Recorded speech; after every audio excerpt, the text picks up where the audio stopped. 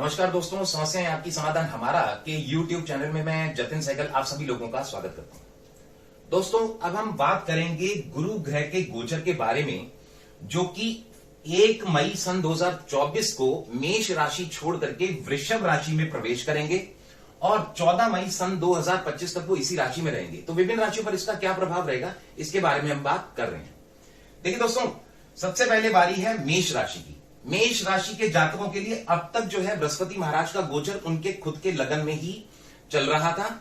अब जो है उनकी खुद की राशि को छोड़ करके वृषभ राशि में वो प्रवेश करेंगे, यानी उनके सेकंड हाउस में आ जाएंगे।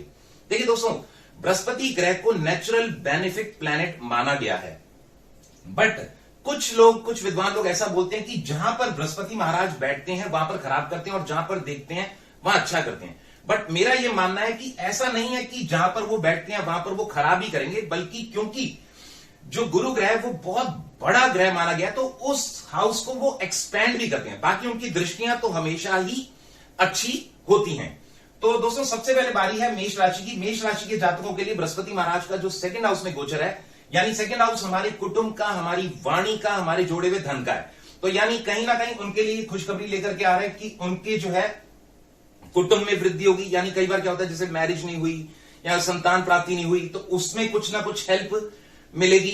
इवन बैंक बैलेंस भी बढ़ने की उनकी पूरी संभावनाएं होंगी, यानी कहीं ना कहीं एक्सपेंड वो करेंगे। बट क्योंकि थोड़ा सा इगोइस्टिक रहते हैं, तो मेरी रिक्वेस्ट ये रहेगी मेष राशि के जातकों के लिए कि वो जो है ना अपनी वाणी पे थोड़ा सा संयम रखें, बहुत ज्यादा इगोइस्टिक होकर के लोगों से बात ना करें, अदरवाइज वाद विवाद की स्थितियां बन सकती हैं। इसके अलावा दोस्तों, बृहस्पति महाराज की 3 दृष्टियां होती हैं, 5वीं, 7वीं और 9वीं, यानी 1, 2, 3, 4, 5। तो बृहस्पति महाराज की जो 5वीं दृष्टि है वो उनके 6th हाउस पे बढ़ेगी। 6th हाउस यानी रोग, कर्जा, मुकदमा, इनसे रिलेटेड, यानी पहले से अगर कोई रोग चल रहा होगा तो उसमें बेहतरी आने की उम्मीद है, यानी रिकवरी मोड में आप आ जाएंगे। अगर कोई कर्जा चल रहा होगा तो कर्जा उतारने की संभावनाएं आपके लिए बढ़िया हो जाएंगी। इसके अलावा कोई कोर्ट केस वगैरह भी चल रहा होगा तो उसमें भी विन की सिचुएशन आपके लिए आ जाएगी। इसके अलावा दोस्तों, बृहस्पति महाराज की 7वीं दृष्टि उनके 8th हाउस पे आएगी। 8th हाउस हमारे ऑब्स्टेकल्स का भी होता है, ऑकल्ट साइंसेस का भी होता है, गड़ा हुआ धन भी होता है, इनहेरिटेड भी होता है। यानी अगर आपका कुछ पैतृक संपत्ति का कुछ वाद विवाद की कुछ समस्याएं चल रही होंगी तो वो भी अब सुलझने की संभावनाएं बन जाएंगी।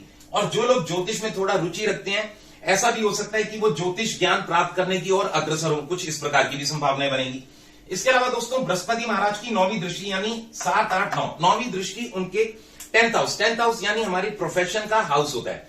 तो ऐसा हो सकता है कि कोई जॉब में अगर आपका कोई प्रमोशन ड्यू है वो मिलने की संभावनाएं हो जाएंगी। अगर आप कोई बिजनेस कर रहे हैं तो उसको आप बढ़ाने की सोचेंगे। इसके अलावा अगर आपकी जॉब नहीं लग रही थी, अब तक अटके हुए थे, तो नई जॉब लगने की भी संभावनाएं आ जाएंगी। दोस्तों, मेरा हमेशा यह मानना है कि ये जो गोचर होता है वो हमेशा हमारे को डिलीवर करने आता है। सबसे पहले हमारी जन्म कुंडली ही काम करती है, जो कि हमारी जन्म तिथि, जन्म समय, जन्म स्थान के अनुसार तैयार होकर के बनती है। और उसके अंदर प्रेजेंटली चल रही महादशा, अंतरदशा, प्रत्यंतर दशा, अगर वो पहले से पॉजिटिव रिजल्ट्स देने वाली होंगी तो हमें ये अच्छे फल प्राप्त होंगे। पर अगर वो पहले से नेगेटिव फल देने वाली होगी तो उतने अच्छे फल हमें प्राप्त नहीं हो पाएंगे। बट मेरा ये मानना है कि ज्योतिष कभी भी डराने के लिए नहीं बनाया गया। एक चीज हमेशा से बोलता हूं कि astrology is a divine science, no one can change your destiny, but yes you can balance the things. यानी ज्योतिष एक दिव्य विज्ञान है, भाग्य आपका कोई नहीं बदल सकता, परंतु हां, आप अपने जीवन में होने वाली घटनाओं को थोड़ा संभाल अवश्य सकते हैं। यदि मेष राशि के जातकों को ऐसा लगता है कि उस प्रकार से हमारे को इसका फल अच्छे से प्राप्त नहीं हो रहा, तो उनके लिए बहुत बढ़िया रहेगा कि वो एवरी थर्सडे चने की दाल या बेसन या केले का दान किसी गरीब जरूरतमंद को करते चले जाएं, इससे काफी तक बेटरमेंट आएगी। इसके अलावा मकई के जो दाने होते हैं, अगर वो डेली पक्षियों को डालना शुरू करेंगे तो उससे भी कुछ ना कुछ बेटरमेंट होती चली जाएगी। बाकी मेरी शुभकामनाएं मेष राशि के जातकों के साथ हैं। इसी के साथ मैं अपनी वाणी को विराम देता हूं। मैं जतिन सहगल, समस्याएं आपकी समाधान हमारा YouTube चैनल। धन्यवाद।